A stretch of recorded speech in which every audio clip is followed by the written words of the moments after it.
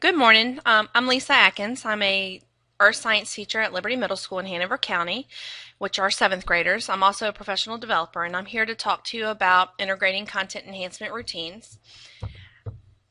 I'm going to show you the planning piece of being a teacher and how I use it in the classroom.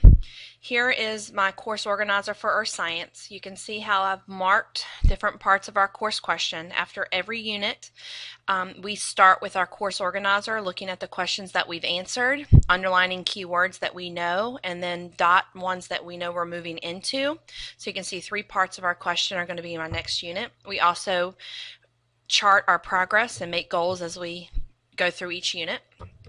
The back side of the course organizer, you can also see I've marked critical concepts. So these are 2 words that we've been focusing on.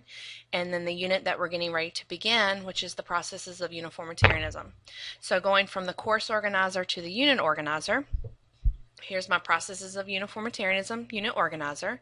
As I co-construct this with my students, I do use their words, starting with the unit processes of uniformitarianism. I notice immediately that it's a very large word, so I embed word mapping with them and ask them to break up the parts. You can see how I've circled uniism and then form within the center.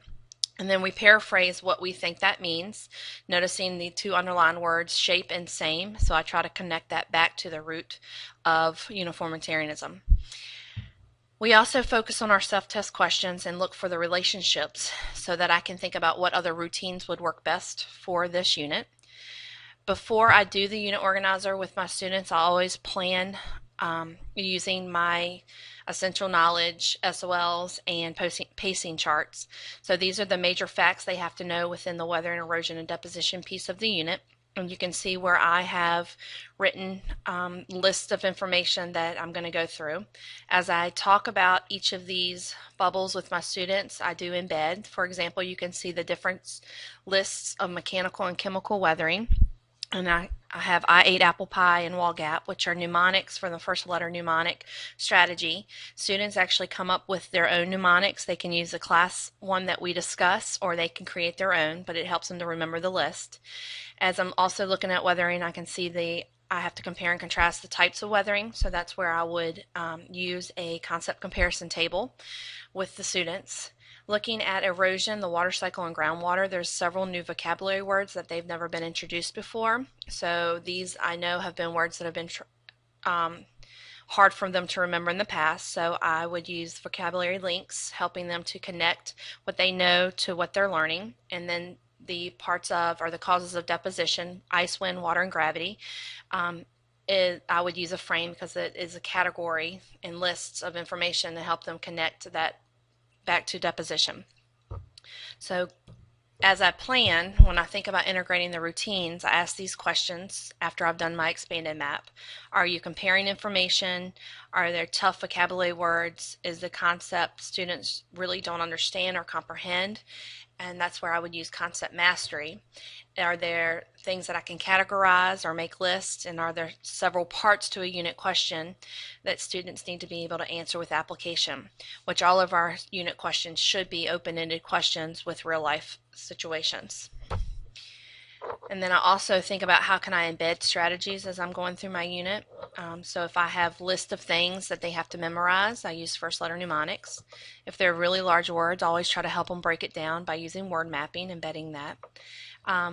We always try to put things in our own words, especially definitions and concepts, because the more they know it in their own words, they wrap, the better they'll understand it in the long run.